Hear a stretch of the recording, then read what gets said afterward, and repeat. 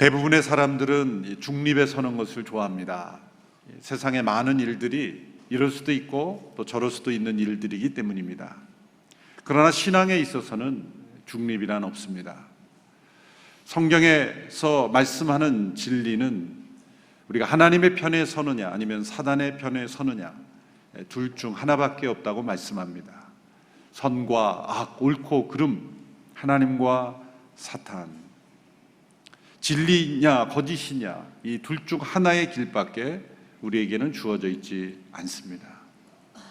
우리는 이 피할 수 없는 싸움, 이 싸움을 싸워야 하는 그리스도의 전사입니다. 진정한 그리스도인이 되려면 우리는 전사가 되어야 합니다. 하나님께서 우리의 도움이 필요하셔서 우리를 군사로 부르신 것이 아닙니다. 하나님은 이미 사단을 정복하셨고 그 승리를 우리에게 선물로 주셨습니다. 그럼에도 불구하고 여전히 거짓에 속아 있는 이 자유의지를 가진 인간들이 계속해서 사단의 편에 서 있기 때문입니다. 이 자유의지를 가진 인간이기 때문에 하나님께서 우리를 기계적으로 변화시킬 수가 없는 것이죠. 자유의지를 가진 인격적인 존재, 바로 우리들, 먼저 변화된 우리들을 진리가 무엇인지를 깨닫고 거짓이 무엇인지를 분별한 이 하나님의 사람들을 통해서 또 다른 영혼들에게, 아직도 거짓에 사로잡혀 있는 사람들에게 복음을 전하고 그들을 구원하는 길로서 하나님께서는 이 세상을 변화시켜 가기를 원하신 것입니다. 하나님께서는 우리가 승리할 수 있는 모든 준비를 다 해주셨습니다. 그것이 하나님의 전신갑주라 말씀했죠. 그것은 예수 그리스도로 옷 입는 것입니다. 진리의 허리띠, 의의 가슴바디, 평안의 복음의 신, 믿음의 방패, 구원의 투구, 모든 것들은 다 예수 그리스도를 통해 주어진 은혜의 선물들입니다. 이 모든 것들을 우리가 경험하고 체험하고 복음 안에 살아갈 때 우리가 영적 승리를 경험할 수 있는 것이죠. 오늘은 성령의 검이라는 하나님께서 우리에게 주시는 승리의 무기들을 함께 살펴볼 차례입니다. 성령의 검. 이 성령의 검이라고 했으니 성령님께서 준비하시고 성령님께서 사용하시고 성령님께서 우리에게 주시는 무기라는 것을 우리에게 말씀하고 있습니다. 앞서 살펴본 이 모든 그 전신갑주의 내용들은 대개 방어용 무기들이었죠. 허리띠, 방패, 투구, 가슴바디. 그러나 성령의 검이라고 했으니 이것은 방어와 공격을 동시에 할 수 있는 공격용 무기라는 것을 우리에게 알려주고 있습니다. 전쟁에 있어서 방어만 한다는 것은 있을 수가 없는 일이죠. 공격해야 합니다. 가만히 서 있는 것이 승리가 아닙니다. 정복하여 적을 무찌르고 승리를 우리는 누려야 하는 것입니다. 이 영적 승리를 위해서 우리에게 주신 이 성령의 검, 오늘 우리의 대장 되신 예수 그리스도께서는 이 성령의 검을 가지라, 성령의 검을 너희가 취하라, 성령의 검을 너희가 사용할 수 있는 능력을 개발하라, 성령의 검을 늘 차고 그것으로 승리하라 말씀했습니다. 이 성령의 검이라고 할 때 이 단어는 단검을 의미합니다. 긴 칼이 아니라 단검. 로마 군사들은 긴 창과 긴 칼만 사용한 것이 아니라 자신의 허리춤에 차고 있는 이 단검을 통해서 가까이 공격해오는 적들과 싸워 이길 수 있도록 준비하였던 것이죠. 또 어느 나라 어느 군사든 마찬가지고 군인들에게는 다 단검이 지급됩니다. 소위 백병전이라고 하죠. 적들과 가까이 맞서 싸우는 그 싸움에서는 반드시 싸워 이길 수 있는 검이 필요한 것이죠. 영적 전쟁은 백병전과 같습니다. 매일매일 기습적으로 우리 가장 가까이 공격해오는 그 적들을 우리가 싸워 이기기 위해서는 이 단검, 우리 자유자재로 우리가 사용할 수 있는 그런 검이 필요하다는 것을 말씀하고 있습니다. 그런데 이 성령의 검이라고 할 때 이것은 성령님께서 사용하시는 검, 내 마음대로 내 생각대로 사용하는 검이 아니라 성령의 검이라고 하셨을 때 성령님께서 사용하시고 성령님께서 역사하시는 검이라는 뜻이죠. 성령님은 어떤 분이십니까? 성령님은 비둘기같이 온유하신 분이에요. 비둘기같이 평화로운 분이죠. 기름같이 부드러운 분입니다. 바람처럼 시원하신 분입니다. 또한 아침 이슬처럼 조용하신 분이기도 합니다. 이것은 이 성령님의 위로와 평화의 영으로서의 성령님을 상징하는 표현들이죠.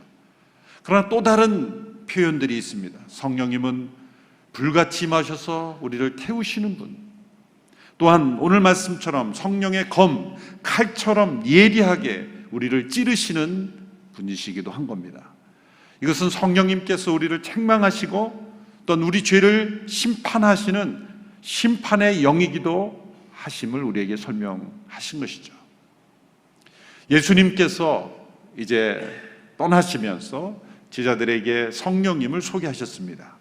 보혜사라는 그런 단어로 설명하셨지만 한자어로 이 보혜사라는 단어가 성령님을 번역한 단어로서는 참 최고의 번역이라고 생각을 합니다. 헬라어로 파라클레토스, 그것은 곁에 늘 있도록 부르심을 받은 분, 그런 번역이죠. 영어 번역에서는 위로자, 상담자 그렇게 번역했지만 사실 어떤 영어 번역보다도 어떤 언어의 번역보다도 한자 우리말로 된 이 보혜사라는 번역이 참 어떻게 보면 무슨 절 이름 같아서 좀 처음 읽는 분들은 거부감이 있을 수도 있겠지만 그 한자의 뜻으로 보면 아주 정확한, 늘 함께 있어서 보호해 주시고 은혜를 베풀어 주시는 분이다. 그런 번역은 참 좋은 번역이라고 생각을 합니다. 그런데 그 보혜사 성령님을 소개하실 때 뭐라고 소개하셨냐면 진리의 영이다, 진리의 성령입니다. 예수님께서 보혜사 성령님을 가장 먼저 소개하신 단어는 위로와 평화와 그런 영이 아니라 진리의 영이시다. 거짓이 무엇인지를 드러내고 우리를 참되고 올바른 길로 인도하시는 분이다 라고 소개하시는 가운데 16장 8절에 보면 이런 말씀을 하십니다. 같이 읽어볼까요? 시작. 보혜사가 오시면 죄에 대해, 의에 대해, 심판에 대해 세상을 책망하실 것이다. 죄에 대하여 책망하신다는 거죠. 책망하실 뿐만 아니라 불처럼 심판하시는 영이십니다. 성령님께서 사용하시는 이 검은 사람의 마음을 찌르되 그 마음 안에 있는 죄를 책망하시고 죄를 심판하시는 거예요. 성령님은 심판의 영으로 오셨어요. 성령님은 하나님을 떠난 세상을 책망하시고 세상 속에 있는 죄를 심판하시는 영이신 것입니다. 따라서 이 성령의 검은 우리의 대적 사단 마귀를 무찌르기 이전에, 대적 마귀를 무너뜨리는 무기이기 전에 우리 안에 있는, 내 안에 있는 이 세상, 내 안에 있는 하나님을 떠난 이 죄에 대하여 책망하시는 무기라는 거죠. 성령의 검을 가지라 그럴 때 나는 전혀 변화가 없이 내 밖에 있는 그런 악의 영들에 대해서만 내가 공격하는 무기로 사용한다라는 생각은 잘못된 생각입니다. 성령의 검을 가지라고 할 때는 성령님께서는 먼저 나를 공격하는 대적을 공격하기 이전에 내 안에 있는 죄를 수술하시는 거예요. 병든 내 마음속에 있는 죄를 수술하시는 거예요. 그 성령의 검이 내 마음을 찌를 때 더러운 피들이 쏟아져 나오는 거예요. 그러나 그것은 회복을 위한 수술인 것입니다. 내 마음속에 있는 죄를 불태우시고 육체는 그대로 두신 채로 우리의 마음에 있는 죄를 수술하시는 칼로서 성령의 검이 사용되는 것입니다. 스펄전 목사님은 말하기를 이 성령의 검은 두 날이 서 있는데 한쪽 날로는 죄에 대한 우리의 애착을 치고 또 다른 날로는 자기 의에 빠진 교만을 치신다 라고 말씀하셨습니다. 영적 전쟁에 있어서 우리가 성령의 검을 가지라 말씀하시는 것은 성령님께서 나를 수술하신다는 거예요. 내 안에 있는 죄를 제거하시는 이 영적 수술을 성령님께서 해주신다는 거예요. 이 성령의 수술대 위에 우리 자신을 올리라는 것이죠. 이 성령의 검은 하나님의 말씀이라고 하셨습니다. 하나님의 말씀이 성령님 자신이 만드셨기에 성령의 검이 되는 것이죠. 디모데후서 3장 16절에서는 모든 성경은 하나님의 감동으로 된 것이라 말씀했습니다. 또 베드로후서 1장 21절에도 성령의 감동하심을 받은 사람들이 하나님께 받아 말한 것이라고 말씀하셨습니다.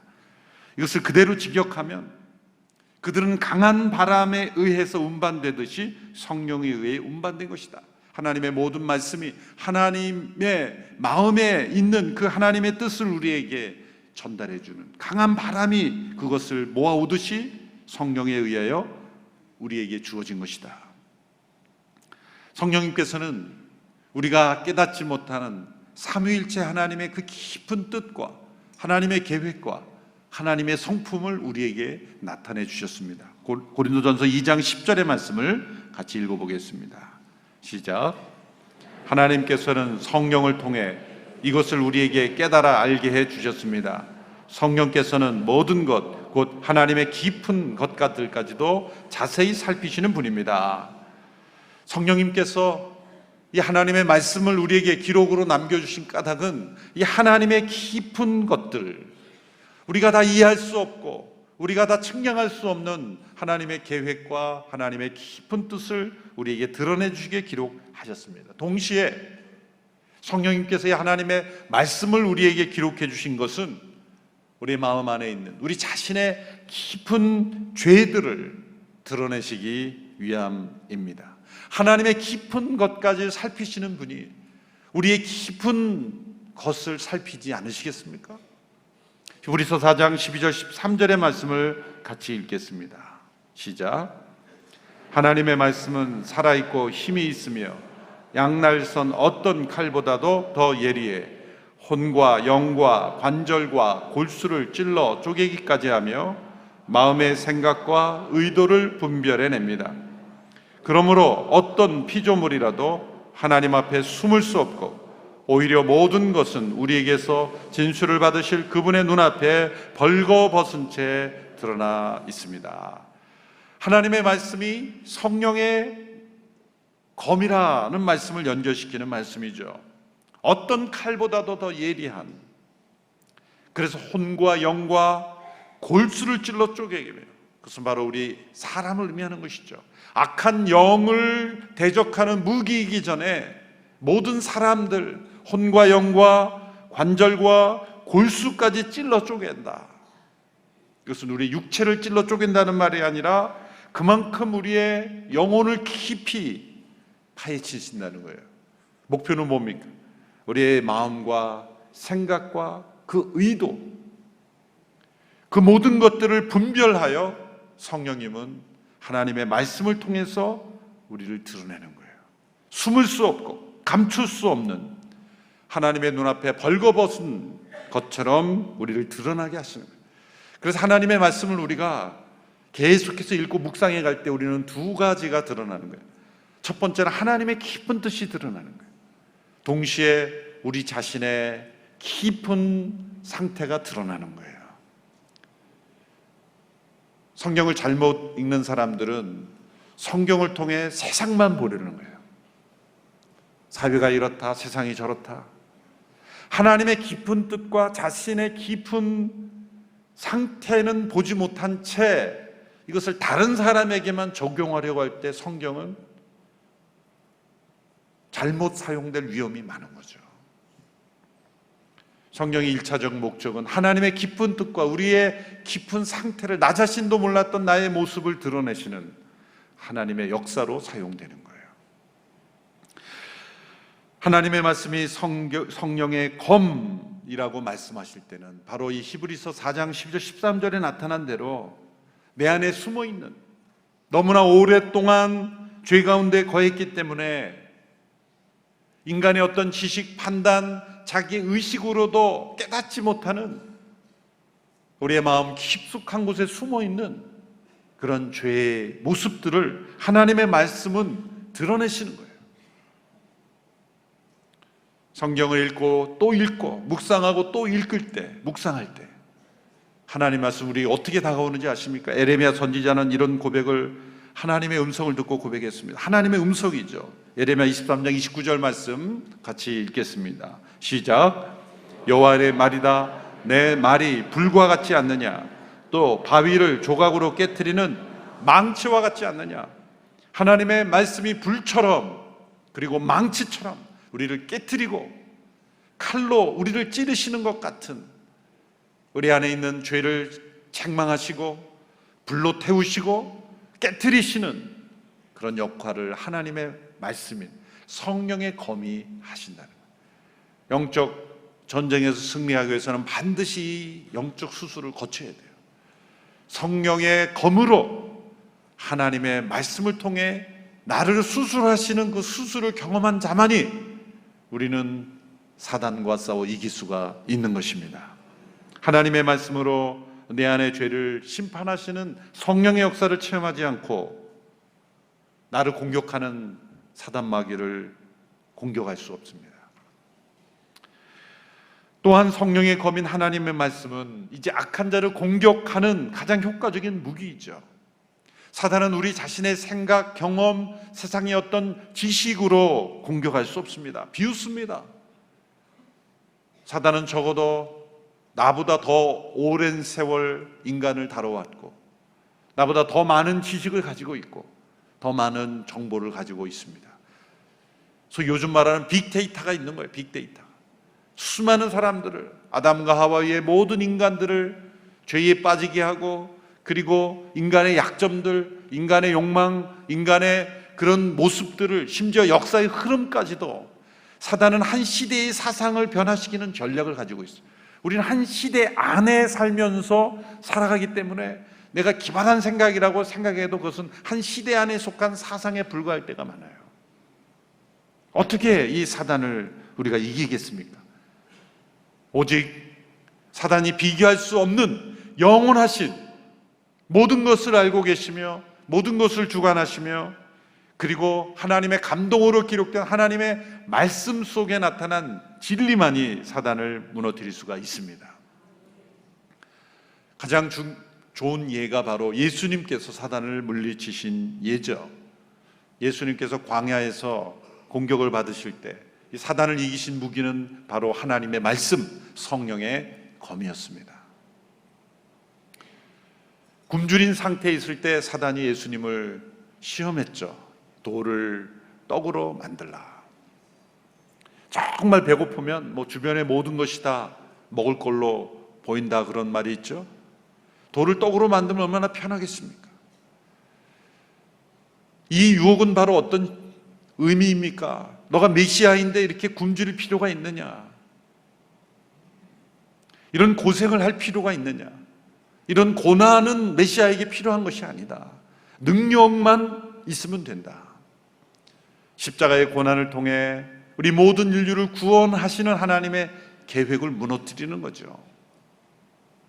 자신을 위해 능력을 발휘하고 자신의 필요만을 위해서 하나님의 능력을 사용하도록 만듦으로써 하나님과의 관계를 떼어놓으려는 것이죠. 예수님은 말씀으로, 신명기의 말씀으로 대응하실 뿐만 아니라 공격하셨어요. 사람이 떡으로만 살 것이 아니라 하나님의 입으로 나오는 모든 말씀으로 살 것이니라. 진정한 생명은 육신의 생명이 아니라 하나님과 교통하는 영적 생명이다 말씀하셨죠. 첫 번째 공격에 실패한 사단은 두 번째 공격으로 올라갑니다. 예루살렘 성전 꼭대기로 예수님을 데리고 가서 이 성전 꼭대기에서 뛰어내리면 시편 91편에 보니까 천사가 그 발을 보호하여 상하지 않게 한다는 말씀이 있던데 그대로 한번 해봐라. 놀랍게도 사단도 말씀을 알고 있어요. 사단도 성경 암송합니다. 그러나 왜곡된 인용을 통해서 우리를 혼란케 하려고, 이단들이 교육하는 거 보면 성경을 막 암송시켜요. 그런데 올바르지 않은 해석으로 연결을 해서 여러분, 그래서 누군가 이단에 빠진 사람이 성경 암송을 유창히 한다 그래서 기죽지 마세요. 물론 우리도 암송해야 되겠죠. 사단이 시편 91편을 인용하면서 예수님을 공격했어요. 예수님은 말씀으로, 신명의 말씀으로 또다시 대응하시며 공격하십니다. 주 너의 하나님을 시험하지 말라. 세 번째, 시험에 이르러서 사단이 무척 당황한 기색이 보입니다. 사단이 당황했다는 건 뭐냐면 이 교묘한 속임수가 그러니까 교묘한 속임수로 포장하지 못하고 적나라한 그의 본성이 나타나는 거예요. 하나님의 말씀으로 우리가 대응할 때만 사단이 당황합니다. 인간의 지식, 경험, 인간의 문화, 어떤 것도 사단을 당황하게 할 수가 없어요. 왜? 다 경험해 본 거기 때문에. 그런 하나님의 말씀으로 우리가 대응할 때 사단은 당황합니다. 본성이 드러납니다. 세 번째 시험은 뭡니까? 높은 산에 올라가서 내게 경배하면 이 천하 만국의 영광을 너에게 주리라.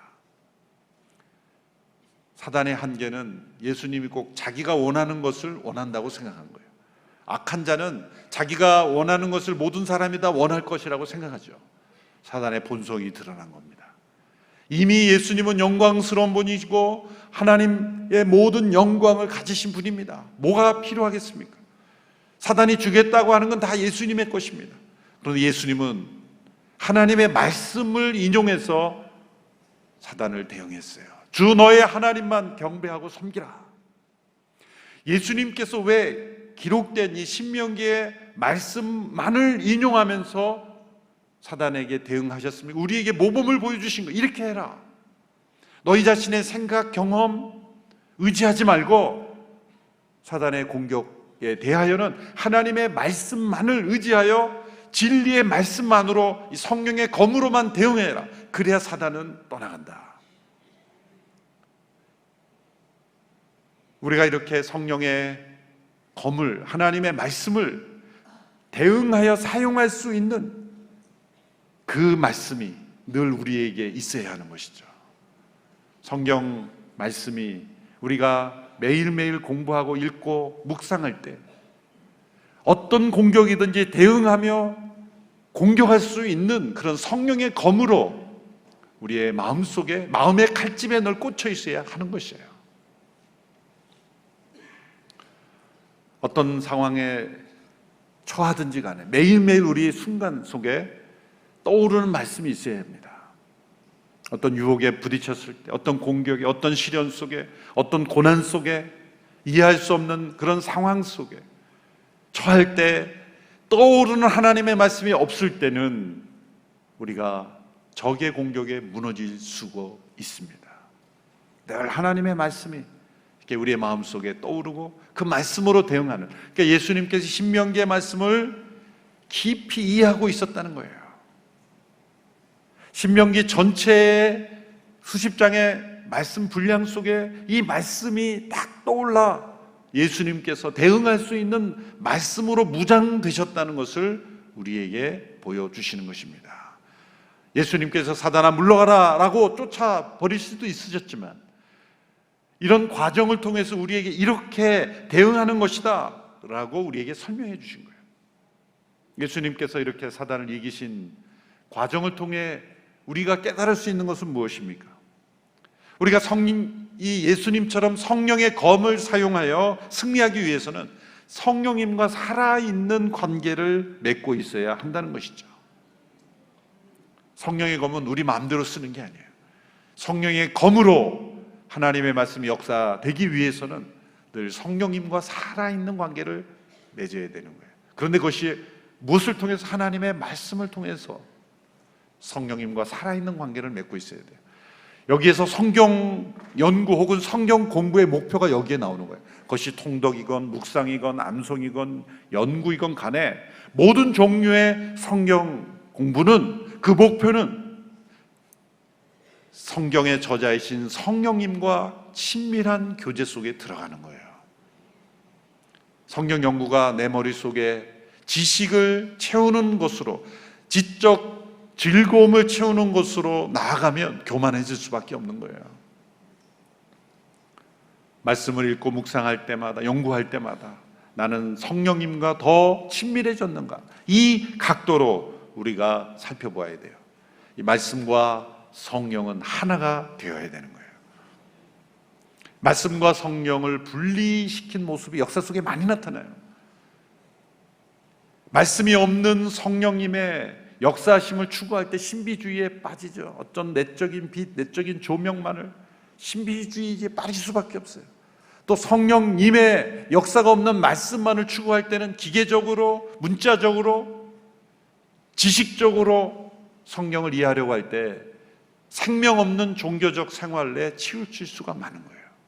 말씀과 성령이 하나가 되는 거예요. 말씀을 열고 할 때는 성령님의 임재를 더 구하고, 성령님 안에서 우리가 친밀해질 때는 하나님의 말씀, 성령의 검, 곧 하나님의 말씀으로 돌아가는 그런 일들이 끊임없이 일어나갈 때 성령의 검, 하나님의 말씀을 우리가 언제든지 사용할 수 있는 그런 능력이 우리에게 주어짐을 믿습니다. 그래서 하나님의 말씀을 늘 마음에 새기고 묵상하고 암송하고 적용하고 매일매일 우리는 이 성령의 검 하나님의 말씀을 마음의 칼집에 꽂아야 되는 거예요. 때로 우리가 마음의 칼집에서 이 성령의 검을 뽑으려고 할 때 하도 뽑은 적이 없어서 빠지지가 않더라고요. 녹슬어가지고 그게 어디 있더라, 이게 막 그냥 그게 어디 있더라 그래요. 그러면 안 되는 거예요. 늘 익숙해져서 늘 찾아볼 수 있도록 주소까지 다 해놨잖아요. 몇 장 몇 절까지 다. 어디 있더라. 그러면 안 돼요. 빼서 찌르려고 했는데 이게 녹이 슬어가지고 다 무뎌져가지고 늘 칼을 갈고 있어요. 마음의 칼, 미움의 칼, 분노의 칼을 갈지 말고 성령의 검, 하나님의 말씀의 칼을 늘 예리하게 묵상할 때 우리는 승리할 수가 있습니다. 아침에 일어날 때마다 우리는 영적 전쟁을 준비해야 합니다. 아침에 일어날 때 우리가 옷을 입을 때 예수 그리스도를 옷 입는다고 생각하세요. 진리의 허리띠를 차고 의의 가슴바디를 붙이고 신을 신을 때 평안의 복음의 신을 신고 믿음의 방패를 가지고 구원의 투구를 쓰고 그리고 보이지 않지만 우리의 마음의 칼집에 성령의 검 하나님의 말씀을 지니고 오늘 아침 오늘 새벽 받은 이 말씀의 검을 가지고 세상을 향하여 나갈 때 우리는 영적 승리를 경험하게 되기를 줄로 믿습니다. 잠자리에 들기 전 우리는 하루 동안에 있었던 삶 속에 있었던 영적 전쟁을 되돌아봐야 합니다. 하루의 전쟁 기록부가 이런 기록이 되지 않게 되기를 바랍니다. 몇 월 며칠 아침에 출근하자마자 적군에게 항복한 후 그 대가로 목숨을 건져서 적군을 위해 일하다가 하루 종일 적군 텐트에서 편하게 지냄, 이런 기록이 되어서는 안 되겠죠. 매일 그럴 수는 없어도 이런 승리의 기록이 되어야 되지 않을까요? 하나님 오늘도 선한 싸움을 싸웠습니다. 저는 아무런 힘과 능력이 없었지만 하나님이 공급해 주신 신형 무기를 가지고 오늘도 승리했습니다. 특별히 어느 날 새벽에 새롭게 공급해 주신 성령의 검이 아주 효과적이었습니다. 내일은 어떤 말씀을 공급해 줄지 기대가 됩니다. 그런데 오늘 신고 나간 군화는 산 넘고 물을 건너 싸우러 다니다 다 젖어버렸습니다. 방패는 적들이 쏘아댄 화살을 막아내느라 거의 못 쓰게 되었습니다. 이 밤에 제가 자는 동안 하늘의 천국의 무기고를 활짝 열어서 내일 아침 싸우러 나가는데 차질이 없도록 공급해 주십시오. 이렇게 잠자리에 들면 아침에 일어나면 천국의 무기고가 열렸어. 하나님께서 우리의 영혼을 강건하게 하실 줄로 믿습니다. 성령의 검 하나님의 말씀은 먼저 내 안에 있는 죄를 찌르시고 내 안에 있는 죄를 심판하시고 불태우십니다. 그리고 적을 향하여 적을 내쫓고 적을 당황케 하고 적을 무너뜨리는 하나님의 말씀입니다. 하나님의 말씀이 성령의 검으로 우리의 마음의 칼집에 늘 깨어 있는 우리 모두가 되어 승리하는 우리 모두가 되기를 축원합니다. 기도하겠습니다. 잠시 하나님 앞에 함께 기도할 때 하나님의 말씀을 대하는 나의 태도를 변화시켜 주시옵소서. 말씀의 저자이신 성령님의 음성을 듣는 시간 되게 하옵소서. 내 머리를 즐겁게 하는 지식을 즐겁게 하는 유희가 아니라 날마다 성령의 검을 새롭게 경험하는 하나님의 말씀이 되게 하옵소서. 이전보다 말씀을 더 사랑하기를 원합니다. 이전보다 성령님을 더 깊이 체험하기를 원합니다. 합심하여 함께 기도하며 나가겠습니다. 살아계신 성령님, 하나님의 말씀을 우리에게 기록해 주시고 만들어 주셔서 이 말씀을 통해 성령님의 임재를 체험할 수 있는 저희가 되게 하심을 감사합니다.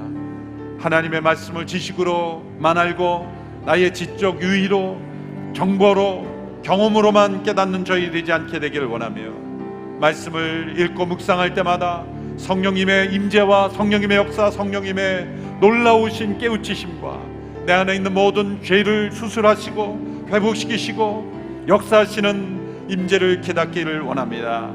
악한 자를 대적하시기에 우리에게 주신 하나님의 말씀을 예수님처럼 날마다 묵상하고 사용함으로 대적마귀 사탄을 무찌르며 승리하는 저희들이 되게 하여 주시옵소서. 하나님의 말씀을 사모하는 모든 성도들 매일매일 이 말씀 안에 거하게 하시고 매일 승리하는 성령의 검이 있게 하여 주시고 날마다 천국의 무기고를 활짝 열어주셔서 영적 전쟁에서 승리하는 우리 모든 성도들이 다 되도록 역사하여 주시옵소서. 살아계신 하나님 아버지, 매일매일의 영적 전쟁에서 승리하기를 원합니다. 성령의 검, 곧 하나님의 말씀을 가지고 승리하는 하나님의 백성들 다 되게 하여 주시옵소서. 예수님의 이름으로 기도하옵나이다. 아멘.